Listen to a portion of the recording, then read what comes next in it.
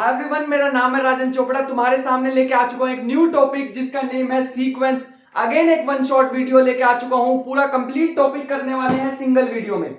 सो तैयार हो जाओ, वीडियो थोड़ी बड़ी होने वाली है। जब तक टॉपिक को खत्म ना कर लो, जब तक मेरी एनर्जी ना खत्म हो जाए, तुम्हारी एनर्जी नहीं खत्म होनी चाहिए। मतलब मेरा कहने का, जब तक ये टॉपिक आज खत्म ना कर लो, इसकी प्रैक्टिस ना कर लो, यहां तक ना पहुंच जाओ ना, जब तक यहां पे 25 प्रॉब्लम्स मेरे साथ ना कर लो, खड़े नहीं होना, ये वीडियो को छोड़ना नहीं है। अब आ जाओ इसके रोड मैप पे। देखो, हर वीडियो जितनी भी मैंने वन शॉट वीडियो अभी तक बना चुका हूं, प्लेलिस्ट में तुम्हें दे दूंगा, डिस्क्रिप्शन में भी, हर जगह पे तुम्हें चैनल पे जाके भी मिल जाएगी। इसका मैं हमेशा एक क्या देता हूं, रोड मैप देता हूं स्टार्टिंग में। रोड मैप इसमें क्या है, रोड मैप का मतलब है स्टार्टिंग में ही पता लग जाए कि हम क्या करने वाले, तो इजी हो जाता है ना यार। वैसे तो मैं टाइम स्टैम्प्स डाल देता हूं यूट्यूब के डिस्क्रिप्शन में, मतलब वीडियो के डिस्क्रिप्शन में, फिर भी स्टार्टिंग में बताना जरूरी होता है। देखो, सबसे पहले हम करेंगे कि कन्वर्जेंस होती क्या है, क्योंकि अभी तो मैंने अभी तक इनफाइनाइट सीरीज नहीं करवाई, तो मेरे को बताना पड़ेगा भैया कन्वर्जेंस क्या होती है। ऐसी थोड़ी हवा में कोई वीडियो लेके आ जाऊंगा। Basics of convergence of sequence, उसके बाद मैं तुम्हें बताऊंगा very important theorems for competitive examination. कैसे एग्जामिनेशन, चाहे वो जैम हो, चाहे वो गेट हो, तुम्हें डायरेक्टली मेरी थ्योरम्स देखने को मिलेंगी, डायरेक्टली।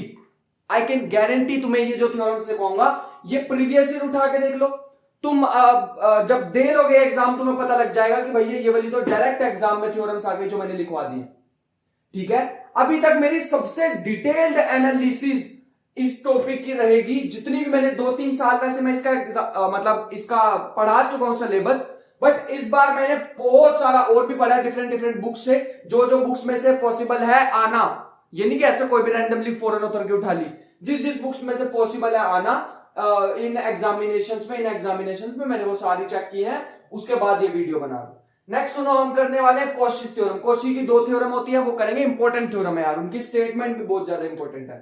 नेक्स्ट हम करेंगे सम इंपॉर्टेंट सीक्वेंस। उस सीक्वेंस के जैसे हम करेंगे -1 रेज टू पावर n, या फिर हम करेंगे -1 raise to power n divided by n। इनके बारे में जितनी भी बातें हो सकती है कि बाउंडेड होती हैं, कन्वर्जेंट होती हैं, कोशी होती है, और ये इनके मोनोटोनिक होते हैं, जितनी भी इसके बिहेवियर हो सकते हैं वो सारा हम डिस्कस कर लेंगे, ताकि एग्जामिनेशन में, क्योंकि डायरेक्ट पूछी जाएंगे एग्जामिनेशन में। ठीक है, डायरेक्ट पूछेंगे तो हमें पहले ही पता होगा इन चीजों के बारे में। फिर हम ये इंपॉर्टेंट इंटीग्रल्स करने के बाद फिर हम करेंगे ये बड़ा इंपॉर्टेंट टॉपिक। तुम जहां पे मर्जी सर्च कर लो यूट्यूब पे, या फिर किसी कोचिंग सेंटर के नोट्स देख लो, तुम्हें ये टॉपिक मिसिंग मिलेगा, लेकिन एग्जामिनेशन में ये टॉपिक डायरेक्ट मिलेगा। ऐसे ऐसे इंटीग्रल देखे होंगे तुमने, रूट में 2 2 2, ऐसे ऐसे इंटीग्रल्स देखे होंगे, या फिर ऐसा इंटीग्रल भी कभी देखा होगा, an+1 is equal to 2 times an plus में 3। ये सारे इंटीग्रल्स ना डायरेक्ट और इनडायरेक्टली फिबोनाची सीक्वेंस को ही फॉलो करते हैं। मतलब एग्जैक्ट फिबोनाची सीक्वेंस नहीं होते, लेकिन मेथड इसी का यूज होता है, फिबोनाची सीक्वेंस वाला। वो सारी चीजें बताऊंगा, दिक्कत लेने वाली कोई बात नहीं है। ठीक है, इस चीज को ध्यान रखना। यहां तक बात क्लियर हो गई, तो लास्ट चीज हम करने वाले हैं 25 प्रॉब्लम्स। अच्छी प्रॉब्लम्स होंगी, प्रीवियस ईयर भी होंगे बीच में, और बीच में कुछ अपना भी योगदान रहेगा मेरा, थोड़ी अच्छी प्रॉब्लम्स मेरा कराना धर्म है, इन चीजों को भी करेंगे। सो ये पूरा कंप्लीट रोड मैप है। अब हम करने वाले हैं फर्स्ट सीक्वेंस का। फर्स्ट चीज कि हमारे पास सीक्वेंस होती क्या है। सीक्वेंस का मतलब क्या है यार, नेचुरल नंबर्स। नेचुरल नंबर क्या है, सीक्वेंस है। सीक्वेंस ऑफ नेचुरल नंबर्स हम कहते हैं ना। सीक्वेंस और सीरीज में क्या डिफरेंस होता है, देखो मैं बोर्ड साफ करते करते तुम्हें काफी इंपॉर्टेंट चीजें बता दूंगा, उसको भी इग्नोर मत करना। ठीक है, सीक्वेंस और सीरीज में क्या डिफरेंस होता है। सीरीज में हमेशा एक बाइनरी ऑपरेशन यूज होता है। सीरीज में क्या यूज होता है, एक बाइनरी ऑपरेशन यूज होता है। बाइनरी ऑपरेशन मतलब सीरीज कुछ इस टाइप की होती है, 1 + 2 + 3 + 4 अप टू सोन, ऐसे टाइप की। या फिर ऐसी भी हो सकती है 1/2, 1/4, 1/8, 1/16 अप टू सोन। ये होती है सीरीज। सीक्वेंस में ऐसा नहीं होता, सीक्वेंस में कोई बाइनरी ऑपरेशन नहीं है। सीक्वेंस खाली ये टाइप की होती है, an जहां पे क्या है, यहां पे an रिप्रेजेंट कर रहा है सीक्वेंस को। कैसी sequence, for example sequence of natural numbers 1 2 3 4 up to so on. ठीक है, या फिर सीक्वेंस ऑफ इररेशनल नंबर्स। ठीक है, √1, जैसे रूट के अभी मैं लिख रहा हूं, इररेशनल तो इनफाइनाइट होते हैं, मैं फिलहाल के लिए रूट लिख रहा हूं, √2 √3 अप टू सोन, जितने भी इररेशनल इसमें आ सकते हैं। ठीक है, तुम्हें पता है ना बहुत सारे इररेशनल होते हैं, मैंने 2-3 ऐसे एग्जांपल लिख दिए। उसके बाद मान लो रैशनल नंबर्स का 1/2, 1/4, 1/5 अप टू सोन। यहां पे तुम एक चीज देखो, दोनों में डिफरेंस क्या है। ये हमारे पास सीरीज है, ये क्या है सीरीज, और ये क्या है सीक्वेंस। दोनों में डिफरेंस कहां पे आ रहा है, डिफरेंस आ रहा है यहाँ पे बाइनरी ऑपरेशन दिख रहा है तुम्हें ऊपर, नीचे तुम्हें कोई भी बाइनरी ऑपरेशन नहीं दिखने वाला, यहाँ पे कोई भी कभी बाइनरी ऑपरेशन नहीं होगा, इसीलिए इसको सीक्वेंस कहते हैं, सीक्वेंस में चलना, इसको कहते हैं सीरीज जिसमें बाइनरी ऑपरेशन यूज होंगी। यहां तक तो यार बेसिक बेसिक चीजें हो गई। अब सुनो कन्वर्जेंस की बात। किसकी, कन्वर्जेंस की, कन्वर्जेंस। अब कन्वर्जेंस का मतलब क्या, दो टर्म्स होती है, कन्वर्जेंस, डाइवर्जेंस, और सीक्वेंस के लिए एक और टर्म यूज होती है ऑसिलेटरी सीक्वेंस। क्या होती है, ऑसिलेटरी सीक्वेंस। सीरीज में नहीं होता ऐसा ऑसिलेटरी जैसा कुछ भी, ठीक है, वहां पे ऑसिलेटरी जैसा कुछ नहीं होता, अल्टरनेटिव सीक्वेंस होती है, बट उनके बारे में बाद में बात करेंगे। वहां पे ऐसा ऑसिलेटरी जैसा कुछ नहीं होता, वहां पे मेनली दो ही चीजें चलती हैं, या कन्वर्जेंट या डाइवर्जेंट। यहां पे सीक्वेंस में एक न्यू टर्म इंट्रोड्यूस होती है जिसे हम कहते हैं ऑसिलेटरी। बात समझ में आ गई। कई ऐसी सीक्वेंस तुम्हें देखने को मिलेगी, ना वो कन्वर्ज करेगी ना वो डाइवर्ज करेगी, वो कैटेगरी होगी ऑसिलेटरी सीक्वेंस की, ठीक है। अब ध्यान से सुनो, कन्वर्जेंस का मतलब क्या होता है। जैसे मैं नेचुरल का एग्जांपल लेके चलूं, ये जो नेचुरल है ये कितने होने वाले, मतलब कन्वर्ज कहां पे जाके करेगी, इसका लास्ट नंबर बताओ। कन्वर्जेंट का मतलब इसका लास्ट नंबर बताओ, इंफिनिटी, मतलब ये तो डाइवर्ज करेगी, हाँ डाइवर्ज करेगी। इसका बताना जरा, इसका इंफिनिटी। सबसे बड़ा इरेशनल नंबर इनफाइनाइट, इंफिनिटी, बात हमें समझ आ गई। इसमें बताओ जरा, रैशनल नंबर सबसे बड़ा कौन सा होगा, सबसे बड़ा रैशनल नंबर बताओ कौन सा होगा। यार रैशनल नंबर तो इंफिनिटी भी रैशनल ही होता है। ये तो बात हमें समझ आने स्टार्ट हो गई कि इनफाइनाइट है यार ये तो। लेकिन इसमें बताना क्या होगा, ये कुछ ऐसी सीक्वेंस है 1, 1/2, 1/3, 1/4, 1/5 अप टू सोन। इसमें ध्यान से देखना, ये तो 1/n टाइप की लग रही है यार।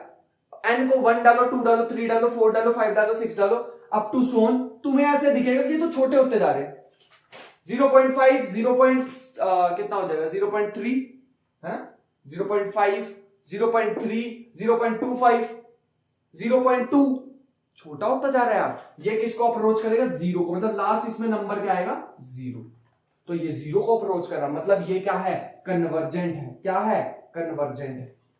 क्या है, convergent, convergent sequence. This is called convergent sequence, जिसमें एंड पॉइंट क्या आ जाए, कन्वर्ज किस पे करे, कन्वर्ज किस पे करे, एक फाइनाइट पॉइंट पे कन्वर्ज करे, तो उसे कहते हैं कन्वर्जेंट सीक्वेंस। डाइवर्जेंट का भी मैंने तुम्हें एग्जांपल बता दिया, अब ऑसिलेटरी का भी देख लो। ऑसिलेटरी हमारे पास कुछ इस टाइप की होगी। अब ध्यान से देखना, इसको ऑसिलेटरी को डिफाइन करने से पहले मैं एक बड़ा इंपॉर्टेंट पॉइंट तुम्हें लिखवाना चाहता हूं। सबसे पहले इसको लिखना, थोड़ा सा स्पेस छोड़ दो और नेक्स्ट लाइन में लिखो important theorems and properties. Important theorems and properties, उसमें पहला लिखो every convergent sequence has every convergent sequence has a limit point, one limit point. Every convergent sequence has one limit point.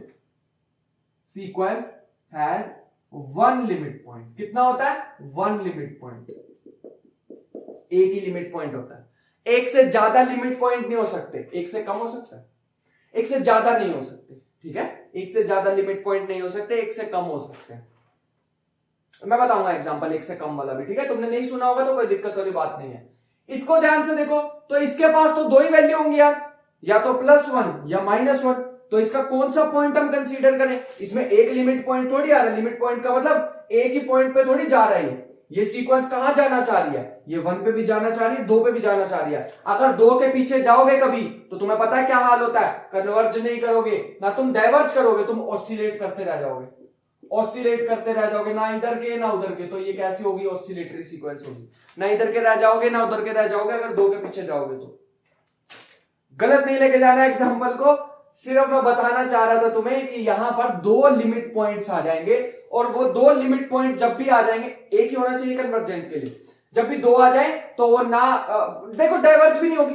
क्यों diverge नहीं होगी, oscillate क्यों कहा, diverge इसलिए नहीं होगी, कोई इंफिनिटी जैसा कोई चीज आई नहीं, इसलिए हम इसको कहेंगे ऑसिलेटरी। बात समझ में आ गई। अब यहां तक हमारी चीजें कंप्लीट हो चुकी हैं। अब हमारे पास तीनों चीजों का हमारी समझ आ चुकी है। आप सुनो बाउंडेड क्या होता है, ठीक है, बाउंडेडनेस क्या होती है। अब बाउंडेडनेस का मतलब हमारे पास होता है, बाउंडेडनेस होता है बाउंडेड सीक्वेंस। हमारे पास 2 तरह के बाउंड होते हैं, एक होता है upper bound,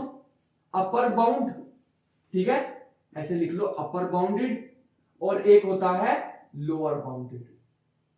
lower bounded, upper bound का मतलब जब हम उसमें इंक्रीज करते जा रहे तो एंड में जाके क्या मिल रहा है हमें, इंफिनिटी। ऐसे ही कई होंगे हमारे पास लोअर बाउंड वाली, उनका जो सबसे छोटा पॉइंट है वो नहीं हमें कभी कभी मिलेगा, मतलब मतलब उसका सबसे छोटा पॉइंट कौन सा होगा, माइनस इंफिनिटी, से कहते हैं लोअर बाउंड। सबसे बड़ा पॉइंट क्या होगा, इंफिनिटी, उसे कहते हैं अपर बाउंड। तो मान लो कभी कभी हमारे पास अपर बाउंड तो फाइनाइट आ जाएगा, मान लो 10 फॉर एग्जाम्पल, मान लो अपर बाउंड तो हमारे पास फाइनाइट आ गया, लेकिन लोअर बाउंड माइनस इंफिनिटी आ गया, तो वो सीरीज डाइवर्जेंट होती है। सो कभी भी सीक्वेंस तुम्हें दिखे लोअर बाउंड उसका माइनस इंफिनिटी आ रहा है, तो उसको कहते हैं अनबाउंडेड, अनबाउंडेड बिलो। क्या कहते हैं, अनबाउंडेड बिलो। इसको बहुत अच्छे से लिख लेना। अगर मान लो तुम्हें कभी इंफिनिटी मिल रहा है, ये माइनस इंफिनिटी है, तो अपर बाउंड पे तुम्हें इंफिनिटी मिल रहा है, इसको कहते हैं unbounded above, unbounded above, unbounded above. So अगर तुम्हें यहां तक समझ आ गया तो मैं बड़ा खतरनाक एक पॉइंट बताने वाला हूं तुम्हें, every convergent sequence is bounded. लिख लो, सेकंड पॉइंट लिख लो, पहला पॉइंट ये लिखा, ये रहा पहला पॉइंट। सेकंड पॉइंट लिखो, every convergent sequence is bounded. क्या लिखवाया मैंने, every convergent sequence, every convergent sequence अगर वो कन्वर्जेंट होगी तो वो क्या होगी, बाउंडेड होगी। क्या every bounded sequence is convergent, no, converse is not true, converse is not true. अभी मैं आगे जाके बताऊंगा, थोड़ी देर बाद बताऊंगा कि यहां पे कब ट्रू होता है। बाउंडेड कन्वर्जेंट कब होती है, एक कंडीशन होती है, अभी वो कंडीशन नहीं बताने वाला हूं, अभी थोड़ी देर में बताऊंगा। दूसरा पॉइंट, ये पहला point, converse is not true. Examiner ऊपर वाले से क्वेश्चन नहीं पूछेगा, मतलब इससे क्वेश्चन नहीं पूछेगा तुमसे कि every convergent sequence is bounded, तुम्हें पूछेगा कि कन्वर्स ट्रू होता है कि नहीं, तो तुम्हें पता होना चाहिए, तब उस टाइम पे तुम्हें पता होना चाहिए कि हमारे पास कन्वर्स ट्रू होता है या नहीं होता है। बात समझ में आ गई? अब ध्यान से सुनो, अब एक चीज ध्यान से सुनेंगे। हमारे पास एक नेक्स्ट एक थ्योरम है कि एक थ्योरम है हमारे पास, ठीक है। अगर तीसरी हमारे पास है एक सीक्वेंस गिवन है xn या an भी लिख सकते हो, कोई फर्क नहीं पड़ेगा, वो है कन्वर्जेंट। क्या है, कन्वर्जेंट है। Then if xn is greater than equal to 0, if xn greater than equal to 0, then limit of x approaches, n approaches to infinity, xn greater than equal to 0। सही लिखा मैंने? हाँ बिल्कुल सही लिखा। Limit xn approaches to 0। So I hope कि यहां तक बातें क्लियर होगी। इसको ना थोड़ा और प्रिसाइज लिखने के लिए यहां से इक्वल टू का साइन हटा देना, माय मिस्टेक। यहां पे इक्वल टू का साइन ना लगाना, क्योंकि अगर सीक्वेंस ही मेरे पास सारी जीरो हो गई तो कोई फायदा ही नहीं होगा, कोई लॉजिकल सीक्वेंस नहीं बनेगी, सारी 0 0 0 0 0। इसलिए मान के चलो कि ये पॉजिटिव नंबर है, ठीक है। इक्वल भी लगा दोगे तो कोई ज्यादा फर्क नहीं पड़ेगा, लेकिन वो पूरी सीक्वेंस 0 की बन जाएगी, कोई फर्क नहीं पड़ेगा, उससे तो हमें कोई लेना देना ही नहीं होता, तो वो सीक्वेंस हमारे काम की नहीं होती। फोर्थ पॉइंट अब हम लिखेंगे। देखो अब यहां तक हमें चीजें समझ आनी स्टार्ट हो गई हैं। नेक्स्ट पॉइंट हम लिखेंगे, बहुत ही इंपॉर्टेंट चीज आने वाली है। नेक्स्ट पॉइंट का नेम होता है स्क्वीज थ्योरम। क्या होता है? Squeeze theorem. देखो अगर स्पेलिंग गलत लिख दूं तो ऐसा कमेंट बॉक्स में उसको करेक्ट करके लिख देना, ठीक है। स्क्वीज थ्योरम हमारे पास क्या होती है, मान लो हमारे पास कुछ ऐसा एक नंबर है an less than bn less than cn। मान लो कुछ ऐसा हमारे पास नंबर गिवन है और वो नंबर हमारे पास मतलब सीक्वेंस के कुछ nth टर्म है, वो ऐसे अरेंज है, ठीक है, कुछ ऐसे अरेंज है। Then if limit n approaches to infinity, if limit n approaches to infinity, an is equal to limit n approaches to infinity, cn is equal to l, if then limit of, उसके बीच में जितने भी exist करेंगे, उसके बीच में जितने भी number exist करेंगे, वो सब किसको अप्रोच करेंगे, वो सब भी अप्रोच करेंगे एल को ही। अरे यार ये कोई घुमा फिरा के ना मेरे को बहुत बेकार चीज लगी, घुमा फिरा के कोई न्यू चीज नहीं दी, यही तो लिख दिया मैंने दोबारा। Every sequence has one limit point. ये सीक्वेंस मेरे पास गिवन थी, इसके बीच में भी जितने एग्जिस्ट करेंगे उसका सेम ही तो लिमिट पॉइंट होगा। अगर लिमिट पॉइंट सेम नहीं होगा तो वो कन्वर्जेंट रहेगी नहीं। तो एक कन्वर्जेंट सीक्वेंस के लिए एक ही लिमिट पॉइंट होना आवश्यक है, इस चीज को ध्यान रखेंगे। बात समझ में आ गई? अब नेक्स्ट पॉइंट लिखो। नेक्स्ट पॉइंट हमारे एक अगेन इंपॉर्टेंट पॉइंट है, अगर एक सीक्वेंस है वो कन्वर्जेंट है, लिखो अगर एक सीक्वेंस है वो कन्वर्जेंट है then it's also absolutely convergent. Point number 5, if u n is convergent which implies u n का मोड भी कन्वर्जेंट। सिंपल सी थ्योरम है, इसका कन्वर्स ट्रू नहीं होता, converse is not true. Converse ही ज्यादा एग्जाम में पूछते हैं तुमसे एग्जाम में कहेंगे कि मोड ऑफ सीक्वेंस कोई भी दे दे, कोई भी सीक्वेंस दे दो। मान लो इसके लिए मैंने 1/-1/n rays to power this है, मैंने तुम्हें कह दिया कि ये सीक्वेंस है, बताओ इसका मोड मैंने बता दिया तुम्हें कन्वर्जेंट है, मोड इसका कन्वर्जेंट है, बताओ सीक्वेंस कन्वर्जेंट होगी? पता नहीं, हमें नहीं पता। वैसे ये वाली कन्वर्जेंट होती, लेकिन हमें नहीं पता एक्चुअल में कि ये कन्वर्जेंट होगी या नहीं होगी, ठीक है। इसीलिए इन टाइप की एग्जांपल लिखवाऊं, अच्छा सा एग्जांपल लिखवाऊं, ये लिख लो -1 रेज़ टू पावर दिस। देखो इसका मोड तो कन्वर्जेंट ही होगा, क्योंकि इसका मोड से तो 1 ही आने वाला, तो एक ही लिमिट पॉइंट एग्जिस्ट करा। लेकिन अगर मैं मोड को हटा दूंगा तो 2 लिमिट पॉइंट आएंगे, -1 और 1, तब दिक्कत हो जाएगी ना, तब ये कन्वर्जेंट नहीं होगी, ऑसिलेटरी बन जाएगी। तो कन्वर्स इज नॉट ट्रू। ये एग्जांपल लिख लेना, तुम्हारे सामने लिखवाया हुआ ये रहा, ठीक है। यूएन का मोड कन्वर्ज करेगा, लेकिन यूएन कन्वर्ज नहीं करेगा। इस चीज को अच्छे से लिख लो। अब बाकी कुछ ऐसे थ्योरेटिकल थ्योरम्स है जो हमें लिखनी जरूरी है, उनको नोट कर लो, डायरेक्टली एग्जाम में पूछी जाएंगी। उनपे ऐसे डीप क्वेश्चंस नहीं पूछेंगे तुमसे जो अब मैं लिखवाने वाला हूं। इंपॉर्टेंट है, लेकिन इंपॉर्टेंट है यार, बहुत इंपॉर्टेंट है जो अब मैं लिखवाने वाला हूं। लिख लो, फर्स्ट लिखो हमारे पास sequence diverging to infinity is unbounded above. अब ये भी लिखवाया था ना, उसको थ्योरम सी फॉर्म में लिखवा रहा हूं। Sequence diverging to infinity is unbounded above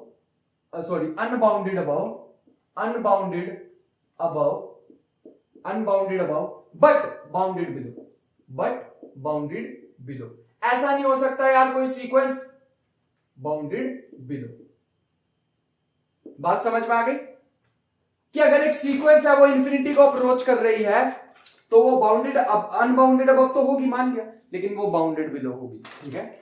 ध्यान रखना है। सेवंथ लिखो इसका पॉइंट। सेवंथ क्या बन जाएगा इसका just opposite. Sequence diverging to minus infinity is bounded below but bounded above. इन पॉइंट्स को नोट कर लेना है, इन पॉइंट्स को नोट कर लो। कर लिया सबने नोट पॉइंट्स। नेक्स्ट एक और बड़ी इंपॉर्टेंट चीज है, 8 पॉइंट है, ये भी बड़ा अच्छी चीज है, इसको याद रखना। Limit n approaches to infinity un plus 1 upon में un is equal to n। अगर ये एक फाइनाइट नंबर आ जाता है, अगर ये पॉइंट है 0 से लेके 1 के बीच में, then limit n approaches to infinity un is equal to 0। इसको लिख लो, हद से ज्यादा इंपॉर्टेंट पॉइंट है। लेकिन अगर ये l जो है 1 से बड़ा आ जाता है, then limit n approaches to infinity un is equal to infinity, then un is equal to infinity। इसको नोट कर लेंगे। सो यहां तक सबने नोट कर लिया होगा। उसके बाद हम अब करने वाले हैं कुछ और थ्योरम्स। अब मैं बात करने वाला हूं सब सीक्वेंस की। सब सीक्वेंस का मतलब होता है यार कि अगर एक सीक्वेंस एग्जिस्ट कर रही है, एक सीक्वेंस तुम्हें दी हुई है, अगर मैं उसका ही एक छोटा सा पार्ट ले लूं, जैसे रैशनल का एक पार्ट ले लूं नेचुरल नंबर्स, ठीक है, रैशनल का पार्ट ले लूं मैं नेचुरल, इसका एक छोटा सा पार्ट ले लूं नेचुरल, ठीक है, तो वो एक सब सीक्वेंस होगी। अब ध्यान से सुनो जो मैं बोलने वाला हूं। If a sequence is converging to L, जो भी पॉइंट नंबर होगा, पॉइंट नंबर 9 है यहां पर। If a sequence is converging to L then which implies subsequence of un also converges to L। ये थ्योरम वहीं से ही आई है जब मैंने तुम्हें बताया था कि हर एक कन्वर्जेंट सीक्वेंस का एक ही लिमिट पॉइंट होता है। तो चाहे उसकी कैसी भी सब सीक्वेंस ले लेना, उसका एक ही लिमिट पॉइंट एग्जिस्ट करेगा। अगर तुम्हें एक से ज्यादा लिमिट पॉइंट मिल जाते हैं, दैट मीन्स कि वो सीक्वेंस कन्वर्जेंट नहीं है। मैं एक भी चीज ऐसी नहीं बोल रहा हूं जो नोट करने वाली ना हो, इसलिए मैं जो बोल रहा हूं उसको ध्यान से सुनो, वीडियो को पॉज करो और लिखो, नोटबुक में नोट्स बनाओ।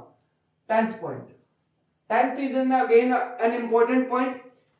देखो ये वाला जो पॉइंट है ना, ये भी उसी से ही आया हुआ है, तो मतलब तुम समझ सकते हो पहला पॉइंट कितना खतरनाक था, कितना इंपॉर्टेंट था। ये भी पॉइंट वहीं से आया।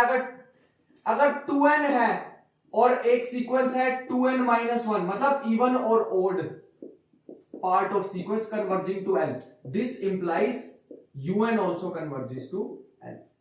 This implies un also converges to l. लिख लो इसको। नेक्स्ट एक और इंपॉर्टेंट पॉइंट है 11th point, every convergent sequence has a monotonic subsequence. Every convergent sequence has, every sequence has monotonic subsequence monotonic subsequence। Next point लिखेंगे, total 13 points में prepare करके आया हूं। नेक्स्ट लिखेंगे every bounded sequence of real numbers has a convergent subsequence. So यहां पे लिख लेंगे, इसको लिखेंगे इंपॉर्टेंट, बहुत ज्यादा इंपॉर्टेंट है ये जो अब मैं लिखवाने वाला हूं। Every bounded sequence of real numbers has a convergent subsequence. भैया बहुत से ज्यादा, जितनी तुम्हें अभी इसकी इंपॉर्टेंस पता भी नहीं लगेगी ना, उससे बहुत ज्यादा इसकी इंपॉर्टेंस है ये वाले पॉइंट की जो मैंने अभी लिखा। डायरेक्टली एग्जाम में पूछे जाने वाला पॉइंट है, डायरेक्टली एग्जाम में पूछे जाने वाला 13 पॉइंट। और आज का लास्ट पॉइंट, मैं अपना मार्कर चेंज कर लेता हूं, ठीक है।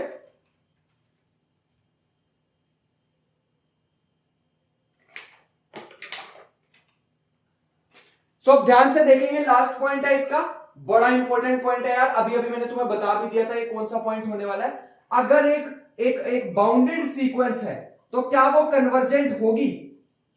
कन्वर्जेंट है तो बाउंडेड होगी, ये तो मैंने बता दिया था। कन्वर्जेंट है तो बाउंडेड है, लेकिन बाउंडेड है तो कन्वर्जेंट नहीं होगी बट एक कंडीशन पे। कंडीशन क्या है? If limit n approaches to infinity, supremum of, या फिर ठीक है, supremum of un is equal to limit n approaches to infinity infimum of un। ऐसे मैं कोई छुप के ऐसा कोई इतना खतरनाक चीज नहीं लिख रहा था, जस्ट मैंने ये लिखा है। सुप्रीमम का मतलब होता है सबसे बड़ी वैल्यू, ठीक है।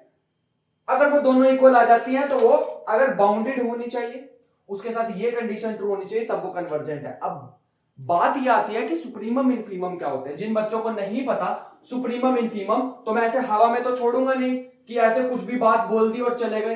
मैं पूरा बता के जाऊंगा कि सुप्रीमम इनफीमम क्या होते हैं।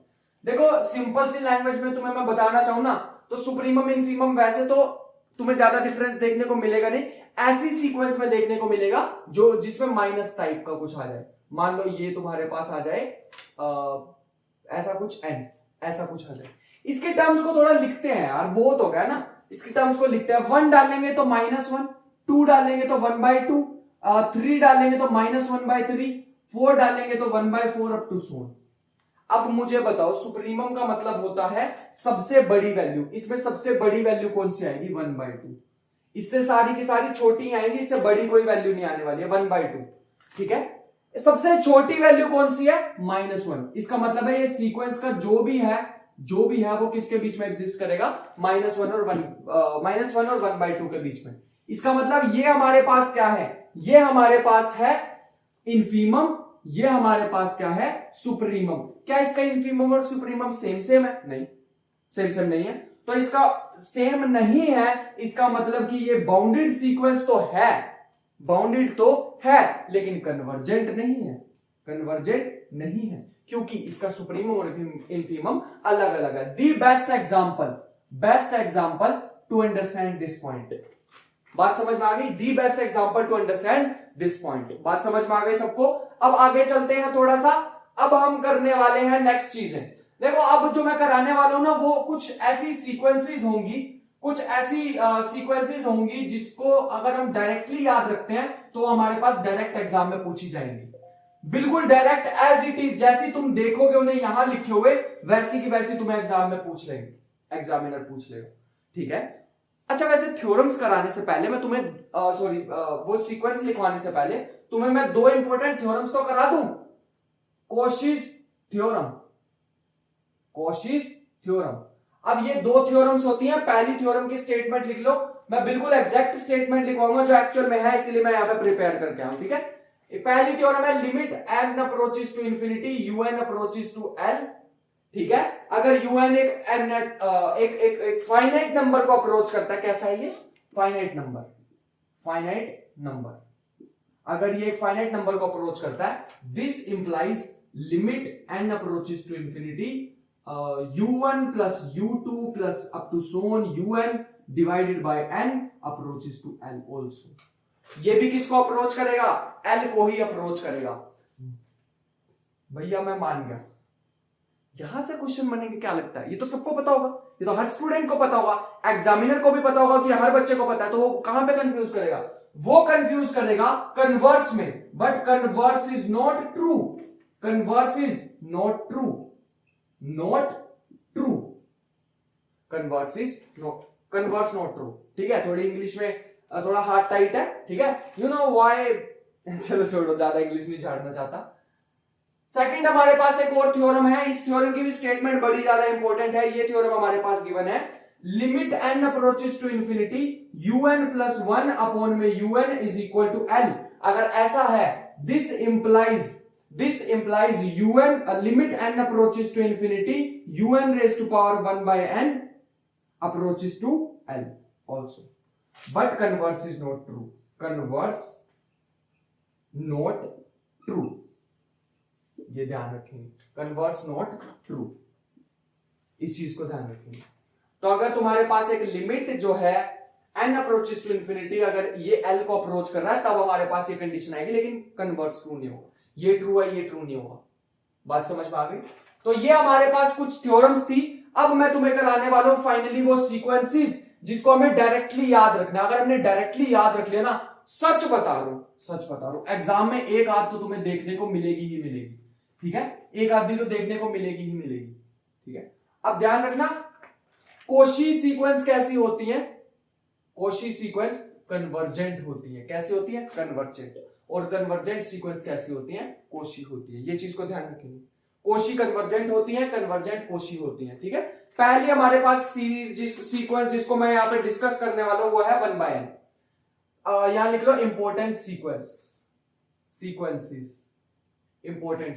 पहली मैं करने वाला हूं 1 by n। अब 1 by n में ध्यान से देख लो, क्या ये हमारे पास चार चीजें डिस्कस करूंगा मैं इसको। क्या ये बाउंडेड है? हाँ बाउंडेड है। बाउंडेड बिलो है? हाँ 1, बाउंडेड बिलो 1 है। क्या ये कन्वर्जेंट है? हाँ कन्वर्जेंट है। कैसे कन्वर्जेंट? कैसे ये कन्वर्जेंट है? क्योंकि ये कन्वर्ज करेगी जीरो को। किसको कन्वर्ज करेगी? जीरो को। ये जीरो को कन्वर्ज करेगी, ठीक है भाई। जीरो को क्यों करेगी? यहाँ पे इंफिनिटी डाल के देख लो, जैसे ही तुम यहाँ पे इंफिनिटी डालोगे तो 1 by इंफिनिटी जीरो, तो जीरो को कन्वर्जेंट है तो क्या कोशी भी होगी? हाँ ये कोशी भी होगी। क्या ये कोशी होगी तो क्या ये मोनोटोन भी है? हाँ ये मोनोटोन भी है। मोनोटोन इंक्रीजिंग है या डिक्रीजिंग है? ये मोनोटोनिकली डिक्रीजिंग सीक्वेंस है। कैसी है? Monotonically decreasing sequence.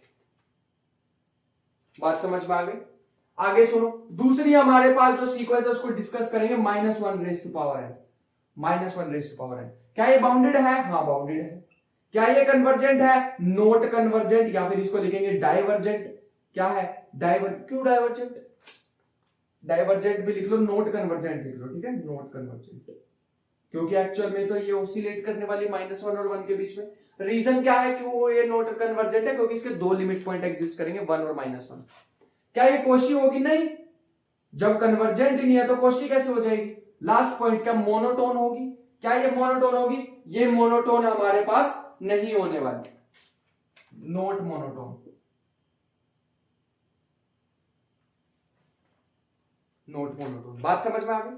अब आगे सुनो, नॉट मोनोटोन, और अभी हमारे पास खत्म नहीं हुई, एक और हमारे पास है r raise to power n type की, ठीक है। un हमारे पास गिवन है r raise to power n type की। ये कन्वर्जेंट होती है for r less than equal to 1। Mod of r less than equal to 1 के लिए, इक्वल नहीं, लेस देन 1 के लिए कन्वर्जेंट होती है। r इसके लिए डाइवर्जेंट होती है। क्या होती है? डाइवर्जेंट होती है। ये हमारे पास आ गया। उसके बाद नेक्स्ट हमारे पास जो चीज है ये, हाँ ये भी इंपॉर्टेंट है, ये लिख लिया। उसके बाद ये लिखो, limit n approaches to infinity n raise to power 1 by n क्या होता है 1। ठीक है, ऐसे भी लिख लो limit n approaches to infinity n plus 1 raise to power 1 by n plus 1 which is also equal to 1। ये भी क्या होता है 1 ही हो जाता है। देखो मेरी बात सुनो, एक बड़ी इंपॉर्टेंट बात बताने वाला हूं। जब भी हम इन्फिनिटी के पास चले जाते हैं तो n और n में n और n प्लस 1 में कोई फर्क नहीं रह जाता। ये बात ध्यान रखना। अभी तुम्हें सिंपल लग रही होगी लेकिन आगे जाके तुम्हें इसकी इंपॉर्टेंस समझ आएगी जब अभी मैं तुम्हें क्वेश्चंस करवाऊंगा। ठीक है, बात को ध्यान में रखना। जब मैं क्वेश्चंस कराऊंगा तो इसकी इंपॉर्टेंस बहुत अच्छी तरह तुम्हें समझ आने वाली है। यहां तक चीजें क्लियर है? चीजें क्लियर हो गई। अब आगे सुनो। आगे हमारे पास अभी एक और सीक्वेंस बनती है एक्सपोनेंशियल की, उसको भी मैं यहीं पे ही करा देता हूं। ठीक है, वैसे मैं क्वेश्चन में कराने वाला था बट मैं उसको यहीं पे लिखवा देता हूं। देखो कभी भी तुम्हें ऐसे दिखे limit n approaches to infinity 1 plus 1 by n raise to power n, this is the definition of e। ऐसे नहीं याद रखना। Limit n approaches to infinity 1 plus 1 by 2 n raise to power n। अब क्या करूं? अब तो फंस गए यार। नहीं राजन पढ़ा रहा है, आंसर सीधा 1 बाय 2। जो भी कोफिशिएंट आ जाए इसके पावर में डाल दो। जनरल कोफिशिएंट बना दूं क्या? जनरल कोफिशिएंट बना दूं, इसको लिख दो 1 प्लस m बाय n फिर सेम हो जाएगा x बाय y n। तो ये बन जाएगा हमारे पास e raise to power x by y। जो मर्जी आ जाए, कॉम्प्लेक्स नंबर भी डाल दो तुम यहां पे। कॉम्प्लेक्स मतलब आयोटा भी डाल दो तो आयोटा भी इसकी पावर में ही आ जाएगा। ठीक है, आयोटा भी इसकी पावर में ही आ जाएगा, ध्यान रखना। बात समझ में आ गई? तो ये चीजें थी मुझे मेरे जो तुम्हें सिखानी थी। एक चीज और रह रही है, वो भी लिख लो यार। एक चीज और लिख लो, limit n approaches to infinity x। अगर an यहां पे 0 को अप्रोच कर रहा है, an किसको अप्रोच कर रहा है? 0 को। देन और this implies limit n approaches to infinity log of an plus 1 this also approaches to 0। ये चीज को ध्यान रखेंगे। एक और चीज लिखो, एक और इंपॉर्टेंट चीज है जिसे अब एक इस चीज को भी ध्यान रख लेना। एक सीक्वेंस ना कभी कभी ऐसी आ जाती है √2, फिर आ जाएगा √2 में √2, फिर आ जाएगा √2 में √2 अप टू सोन, ऐसे अंदर घुसता रहेगा। पता तुम्हें ये कन्वर्ज किसको करती? क्या कन्वर्जेंट होती है? हाँ कन्वर्जेंट होती है। ये कन्वर्ज करती है 2 को। ऐसे अगर इसकी जगह 7 आ जाता, √7 को कन्वर्ज करती। ठीक है, ऐसी सीक्वेंसेस को तुम याद रखना। ये एक इंपॉर्टेंट पॉइंट था। उसके बाद एक लास्ट तुम्हारे पास पॉइंट लेके आ रहा हूं, un plus 1 is equal to root में 7 प्लस un। तुम्हें क्या बताना है? As limit approaches to infinity. अभी मैंने एक चीज बताई थी, अगर मान लो ये l को अप्रोच कर रहा है, क्या limit n approaches to infinity un plus 1 also approaches to l? हाँ, ये मैंने अभी बताया था तुम्हें। कहां पर बताया? इस पॉइंट के साथ बताया था। अब ये बताया था इंफिनिटी पे जाके n और n प्लस 1 में कुछ भी फर्क नहीं रह जाता। तो ये भी आ जाएगा l, ये भी आ जाएगा 7 प्लस l और इसका रूट। थोड़ा सा सॉल्व करेंगे, l square minus l minus 7 equal to 0। यहां से हमें मिलेगी कुछ नहीं, यहां से हमें मिलेगा क्वाड्रेटिक इक्वेशन। इस क्वाड्रेटिक इक्वेशन के 2 रूट आएंगे। तुम पॉजिटिव वाला रख लेना, नेगेटिव वाला रहने देना अकॉर्डिंग टू गिवन सिचुएशन। मान लो तुम्हारे पास u1 पॉजिटिव दिया हुआ है, u1 क्या दिया हुआ? पॉजिटिव। पहले एक टर्म तुम्हें दी भी हुई है u1, एक पॉजिटिव टर्म दी हुई है, तो तुम क्या करोगे? पॉजिटिव वाले को रख लोगे, नेगेटिव वाले को रहने दो। ठीक है, so this was all about sequences, important sequences. अब हमारे पास क्या आएगा? मैं बोर्ड को देखो मैजिक से रब कर दूंगा। ठीक है, थोड़ी वीडियो को क्रॉप कर दूंगा, तुम्हारा टाइम वेस्ट नहीं करने वाला। अब हम करेंगे 25 क्वेश्चंस। ठीक है, तुम्हें स्क्रीन पर, मैं हाफ बोर्ड पे खड़ा हो जाऊंगा, तुम्हें स्क्रीन पर दिखेंगे क्वेश्चंस और हम उसको साथ साथ सॉल्व कर रहे होंगे। ठीक है, सो करते हैं। सो अब उस साइड पे तुम्हें पहली बार मैंने ऐसा किया। ठीक है, मेरे को पता भी नहीं मैं स्क्रीन में आ पाऊंगा या नहीं वीडियो के बीच में। उस साइड पे तुम्हें दिख जाएंगे क्वेश्चंस, एडिटिंग से मैं डाल दूंगा और यहां पे मैं कराने वाला हूं तुम्हें उसके सॉल्यूशंस। ठीक है, तो तुम्हें पहला क्वेश्चन स्क्रीन पर दिख जाएगा उधर की side. The sequence this is, 4 option दिख रहे हैं, bounded and convergent, bounded but not convergent, convergent but not bounded, this. तो ध्यान से सुनोगे, इसके 2 लिमिट पॉइंट एग्जिस्ट करते हैं, इसका मतलब ये बाउंडेड तो है। देखो इसके 2 लिमिट पॉइंट एग्जिस्ट करेंगे वो बात अलग है, लेकिन बाउंडेड तो है ना, बाउंडेड तो है। -1 और 1 के बीच में ही आएंगे जो भी आएंगे। मतलब -1 और 1 ही आएगा, मतलब बाउंडेड तो है यार, ये तो मान गए इसकी बात, ठीक है भाई, भैया बाउंडेड है। क्या कन्वर्जेंट भी है? नहीं, नॉट कन्वर्जेंट। क्यों? क्योंकि दो हमारे पास लिमिट पॉइंट आ गए, ये तो मैंने पहले ही बता दिया, हमारे पास दो लिमिट पॉइंट एग्जिस्ट कर रहे हैं जो कि अलाउड नहीं है, हम अलाउड नहीं करते दो लिमिट पॉइंट को। नेक्स्ट सुनो, नेक्स्ट हमारे पास है -1 raise to power n divided by n। तो इसने बोला bounded increasing decreasing bounded above. बताओ, इसको सीक्वेंस की तरह लिख लेते हैं एक बार, ये तो अभी किया भी था शायद, मेरे को ध्यान नहीं है एक्चुअल में। -1/3, 1/4, -1/5 अप टू सो ऑन। तुम ध्यान से देखोगे तो सबसे छोटी टर्म आएगी -1 और उसके बीच में उससे सबसे बड़ी टर्म क्या आएगी 1/2। तो किसके बीच में लाई कर रहा है? -1 और 1/2 के बीच में। तो ये कैसे होनी चाहिए? बाउंडेड होनी चाहिए। तुम्हारे सामने कर रहा हूं, देखो मेरे पास भी ऐसे जैसे तुम्हें क्वेश्चंस दिख रहे हैं सेम मुझे क्वेश्चंस दिख रहे हैं। अब तुम ध्यान से देखोगे तो ये हमारे पास गिवन है, if un is greater than 1 for all and approach n belongs to natural numbers, then ये हमें गिवन है। ये तो यार कोशी जैसा लग रहा है, अभी कोशीज थ्योरम कराई थी, है ना? कोशीज थ्योरम नहीं लग रही है काइंड ऑफ, ठीक है। हमें पता है कि कोशीज थ्योरम से क्या था, कोशी थ्योरम कहती थी अगर ये चीज ट्रू है, अगर ये चीज ट्रू है तो हमारे पास कुछ ऐसा होता था, limit n approaches to infinity un+1 upon में un, ऐसा होता था ना? ऐसा कोई ऑप्शन दिख रहा है?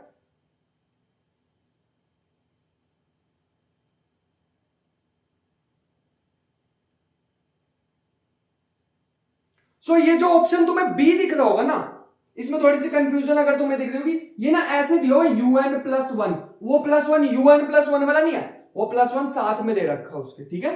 तो ये चीज को ध्यान रखना, वो un+1 है, मतलब un अलग +1 अलग, वो वाला अलग, ठीक है।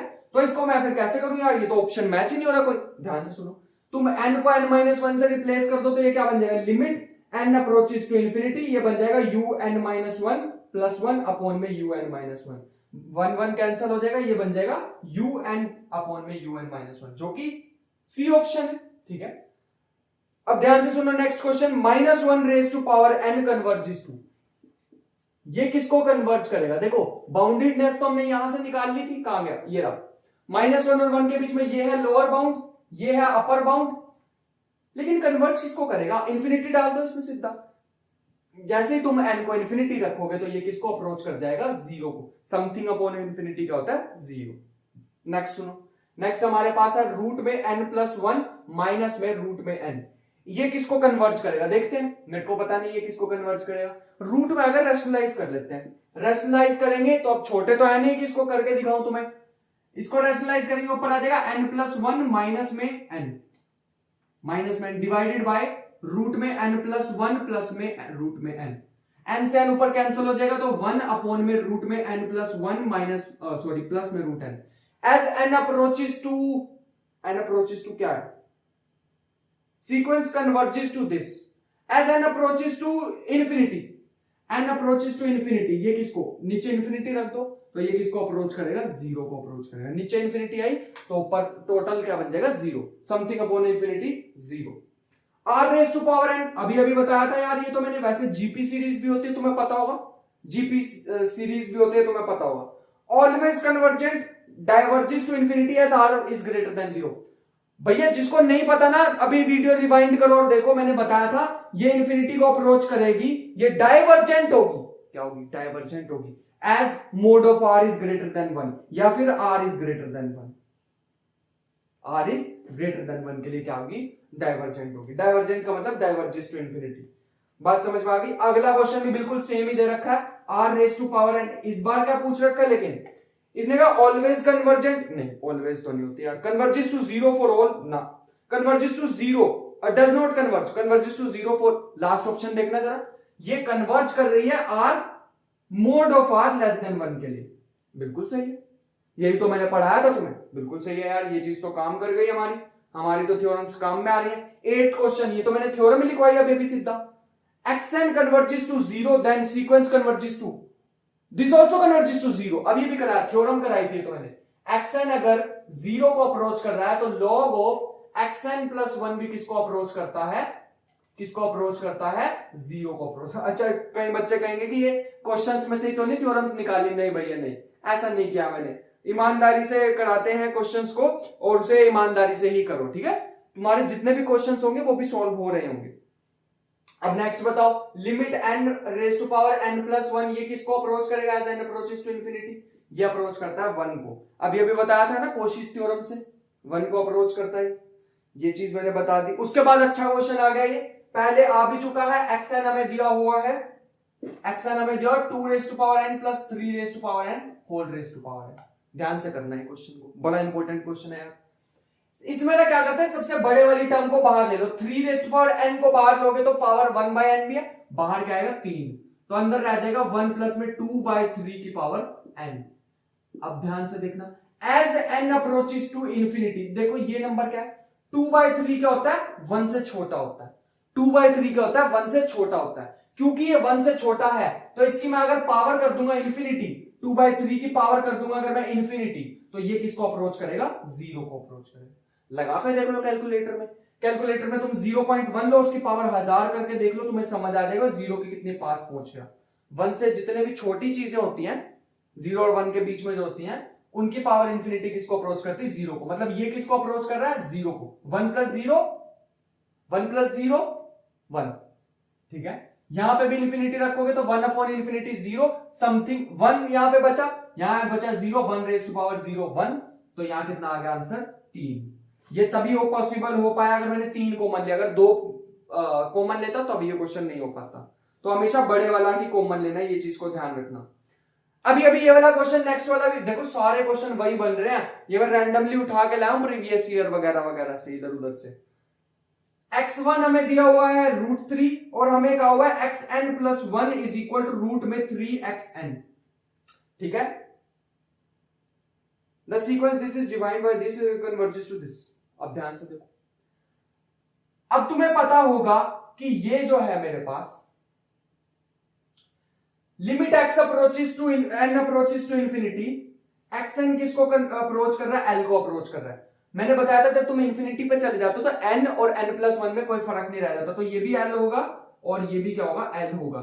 Squaring both side, l² is equal to 3l और यहां पे आ जाएगा l² minus 3l equal to 0। l की 2 वैल्यू मिलेगी, l is equal to 0, l is equal to 3। अब ध्यान से देखो, पहली टर्म इसने क्या दी थी, √3, पहली टर्म क्या दी थी, √3, तो क्या आंसर इसका 0 हो सकता है, नहीं हो सकता। आंसर क्या आना चाहिए, 3 इज द आंसर। अगर इस क्वेश्चन को ऐसे ना करके तुम इसकी सीक्वेंस बना के करना चाहते, मतलब इसका एक मेथड 2 देखो, उससे तुम्हें और क्लियर हो जाएगा जो मैंने बताया है अभी अभी।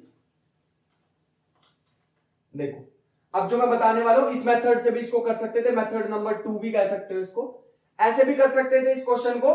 पहली टर्म हमें दिया √3, दूसरी टर्म क्या बन जाएगी, √3 में √3, तीसरी क्या बन जाएगी, √3 में √3 अप टू सोन। मैंने बताया था किसको अप्रोच करती है, 3 को अप्रोच करेगी, जो भी नंबर हो। 7 √7 किसको अप्रोच करेगा, 7 को अप्रोच करेगा।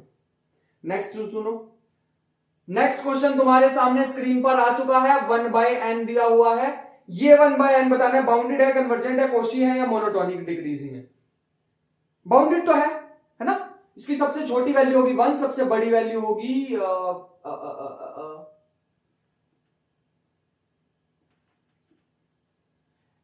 बाउंडेड तो देखो होगा, क्यों, क्योंकि इसकी एक वैल्यू आने वाली है 1 और एक वैल्यू आएगी 0। मतलब सबसे, जब हम इसको n को 1 ही पुट कर देंगे तो क्या आएगा, 1 ही आ जाएगा। इंफिनिटी पुट करेंगे तो 0 आ जाएगा।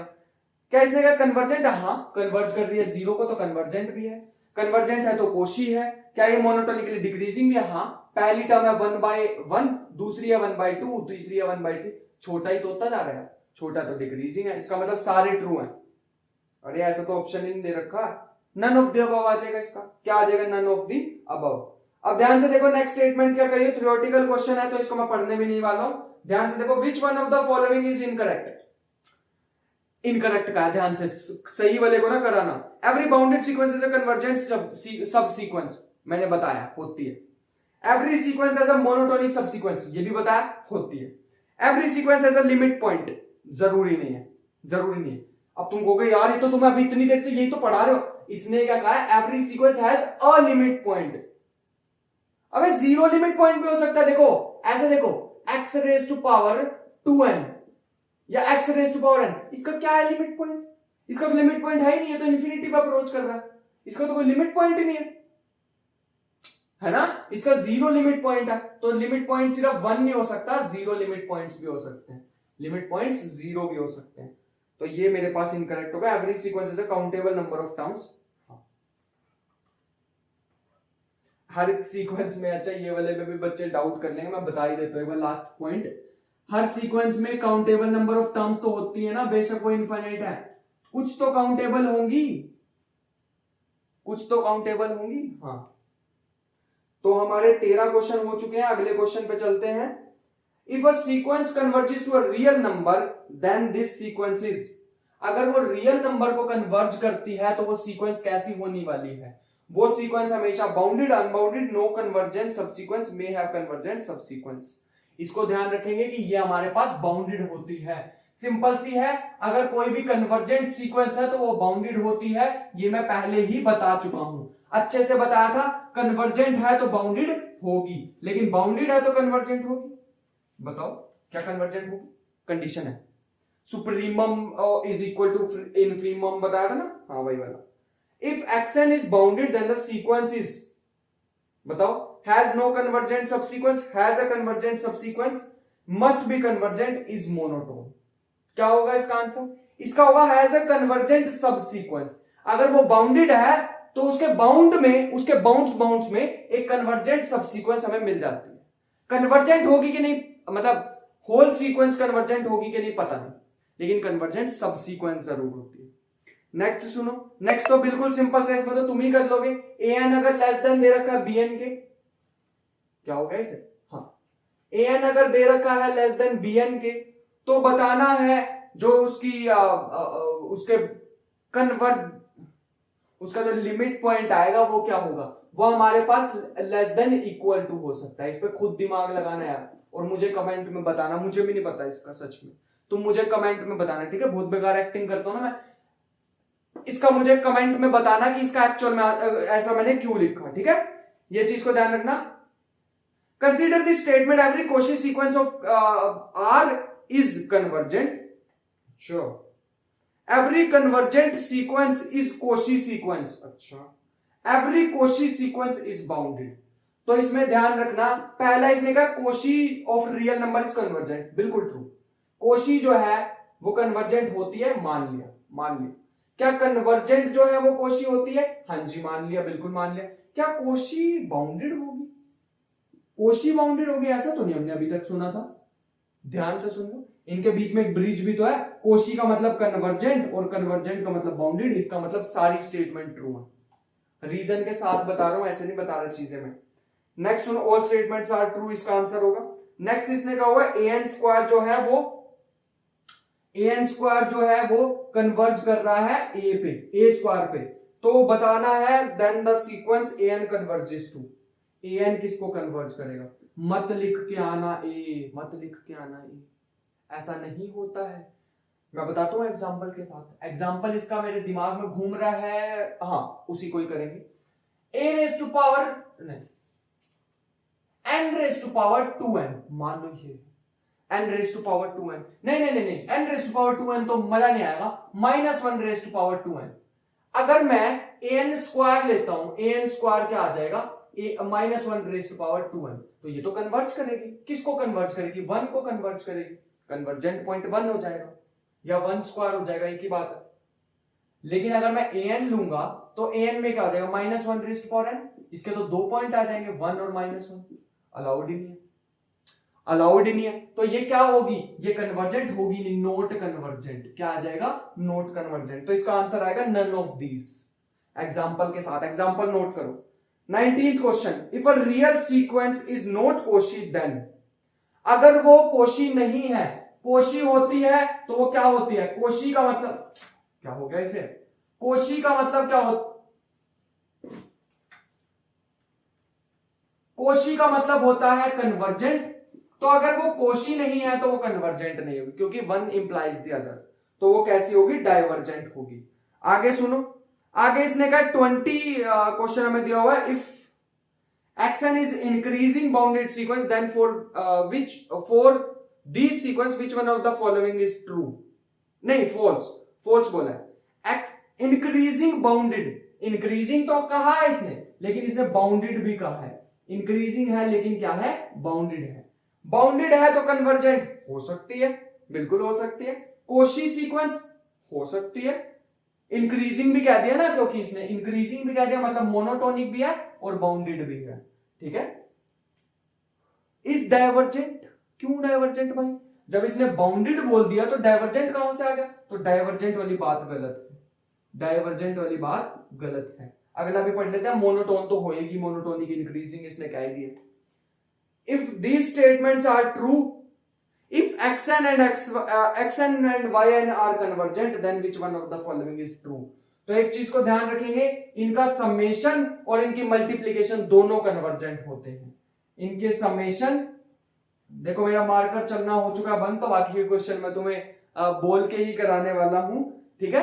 तो अगर इनके एक सीक्वेंस है xn, एक सीक्वेंस है yn, अगर वो कन्वर्ज कर रही हैं तो उनका प्लस माइनस मतलब एडिशन, सब्ट्रैक्शन, मल्टीप्लिकेशन भी कन्वर्ज करता है। नेक्स्ट का पॉइंट है, अगर एक सीक्वेंस है वो जीरो को कन्वर्ज कर रही है, दूसरी बाउंडेड है, एक कन्वर्ज कर रही है जीरो को, एक सीक्वेंस है बाउंडेड, उसका बाउंड मान लो m है, उसका बाउंड क्या है, m है, तो वो m मेरे पास है, दूसरे का है जीरो, तो अगर वो दोनों एक साथ कर दूं मैं, तो ये किसको अप्रोच करेगी, m इंटू जीरो को, मतलब जीरो को अप्रोच करेगी। तो आंसर आना चाहिए कन्वर्जिंग टू जीरो, ठीक है। अभी बताया था ना, दोनों की मल्टीप्लीकेशन भी कन्वर्ज करती है, तो ये कन्वर्ज करेगी, yn कन्वर्ज करेगी m को, क्योंकि इसका बाउंड दिया हुआ, xn किसको कन्वर्ज करेगी, जीरो को, तो जीरो इंटू समथिंग जीरो। 23, 24, 25, 26, 27, 28, 29, 30, 25 ही क्वेश्चन कराने वाला हूं, डरो मत। अब ये 25 क्वेश्चन 23 से लेके 25 तक तुम्हें मैं स्क्रीन पे अभी दिखा दूंगा, क्वेश्चन का एक का भी आंसर नहीं बताऊंगा, एक मैं तुम्हें चीज ही लिखवा देता हूं, ठीक है, इसका काम खत्म हो चुका है। एक मैं तुम्हें ऐसी चीज ही लिखवा देने वाला हूं जिससे तुम्हें समझ आ जाएगा, जिससे तुम्हें सारी नॉलेज हो जाएगी कि हम क्या क्या करने वाले हैं अगले क्वेश्चंस में, ठीक है। इंफीमम सुप्रीमम की एक जनरल एक इक्वेशन होती है, इसे याद कर लोगे तो बहुत सही हो जाएगा। Limit of limit and approaches to infinity, infimum of 2 is less than भी बड़ा खतरनाक आया, less than limit and approaches to infinity infimum of individual xn plus limit of, और तुम एक ही लाइन में लिख लेना इसे, and approaches to infinity infimum of xn which is less than limit and approaches to infinity infimum of xn plus supremum of x and approaches to infinity supremum of xn which is less than limit x approach and approaches to infinity supremum of xn plus yn which is less than limit of and approaches to infinity supremum of xn plus में supremum of yn which is the general relation between infimum and supremum of two sequences. So this was all about, सारी जान निकल चुकी है, but देखो जोश कम नहीं हुआ मेरा पढ़ाने का, ऐसे ही तुम्हारा भी जोश होना चाहिए जब तुम अब प्रैक्टिस करने के लिए बैठोगे। थोड़ा सा ब्रेक लो, ठीक है, थोड़ा सा ब्रेक लेने के बाद तुम इसकी प्रैक्टिस स्टार्ट कर दो। क्या स्टार्ट कर दो? प्रैक्टिस। देखो मार्कर भी बंद हो गया, इसकी प्रैक्टिस स्टार्ट कर दो। अगर तुमने इसकी प्रैक्टिस कर ली, तुम्हारा इतना सा भी क्वेश्चन कहीं से छूट के नहीं जाने वाला। अब क्या करो, इस पर प्रैक्टिस करो। मेरी साइड से सारी चीजें हो चुकी हैं, सीक्वेंस में कुछ नहीं बचा, लिटरली कुछ नहीं बचा। बची क्या है? तुम्हारी प्रैक्टिस। जितनी प्रैक्टिस करोगे उतने ज्यादा मार्क्स मिलेंगे, उतने ही ज्यादा अच्छे एग्जाम में रैंक ला पाओगे। और ऐसे ही नेक्स्ट एक वन शॉट वीडियो आने वाला है सीरीज पे। किस पे आएगा? सीरीज पे, इनफाइनाइट सीरीज। वो भी बहुत अच्छा लेक्चर होने वाला है, इतना ही क्रूशियल लेक्चर है। उसके बाद हमारी लिमिट, कॉन्टिन्यूटी, डेरिवेबिलिटी, सीक्वेंस, सीरीज, ये सारी चीजें हो जाएंगी कंप्लीट। रीमान इंटीग्रल तुम्हारा हो चुका है, इम्प्रॉपर तुम्हारा हो चुका है, रियल एनालिसिस तुम्हारी हो जाएगी कंप्लीट। तुम्हारी कंप्लीट रियल एनालिसिस हो जाएगी। उसके बाद मैं छेड़ूंगा प्रोबेबिलिटी, उसके बाद मैं छेड़ूंगा न्यूमेरिकल एनालिसिस, उसके बाद मैं छेड़ूंगा एनालिटिक ज्योमेट्री, उसके बाद ग्रुप थ्योरी। ये सब आने वाली हैं चीजें, मतलब वन शॉट वीडियोस भी बहुत सारी हो जाएंगी, ठीक है। तो रियल एनालिसिस तुम्हारी अगली वीडियो के बाद खत्म हो जाएगी, रियल एनालिसिस, जो कि बहुत जल्दी आने वाली है। और मिलते हैं नेक्स्ट वीडियो में। इस टॉपिक के न्यूमेरिकल्स कर लेना। See you in the next video.